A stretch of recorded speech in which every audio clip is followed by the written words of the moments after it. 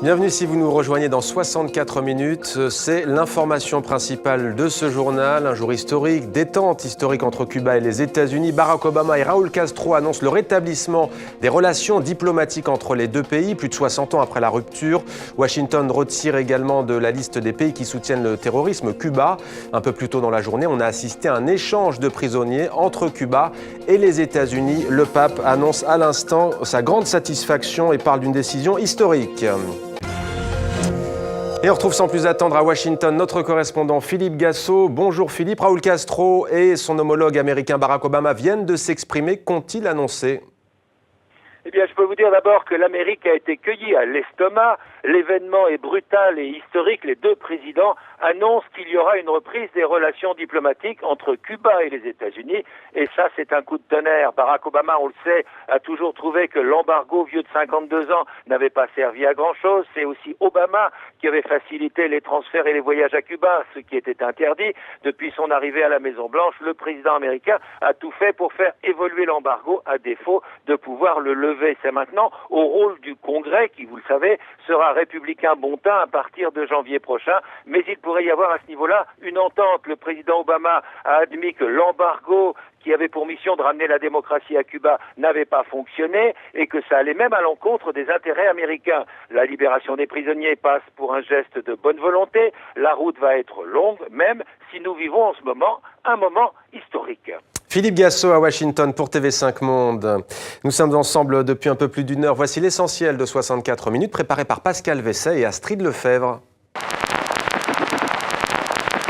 Se rapprocher de Cuba, même si ça ne fait pas l'affaire des réfugiés cubains qui se trouvent en majorité en Floride, eh bien Barack Obama pourra véritablement faire montre d'un certain talent et d'une, entre guillemets, victoire. L'objectif recherché étant l'assassinat de Kadhafi, mais pas autre chose.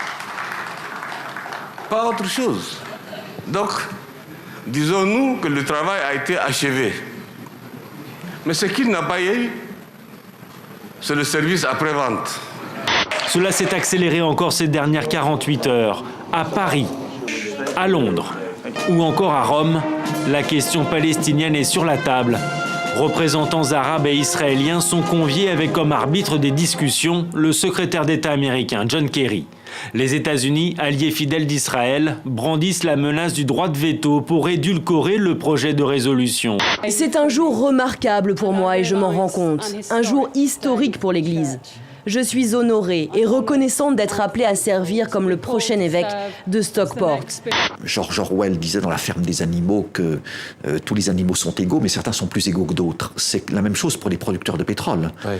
C'est que lorsque vous êtes l'Arabie Saoudite, le Qatar, le Koweït, les Émirats Arabes Unis, vous pouvez vous permettre de faire le gros dos et de voir venir.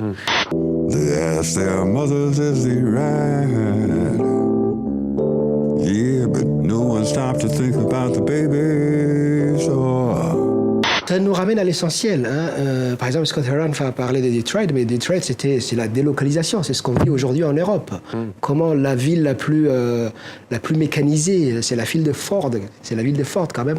Et aujourd'hui, elle est dans un état lamentable. Un imam salafiste mardi a condamné à mort Kamel Daoud.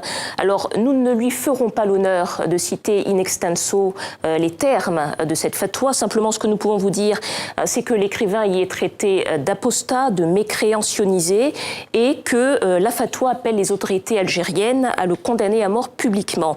C'est magnifique de s'engueuler quand on s'aime, ça prouve que l'on s'aime. Et ta voiture ? Je t'aime tant quand tu conduis. Lutte, accroche-toi, c'est la vie. Merci d'être fidèle à TV5 Monde. À demain, avec grand plaisir.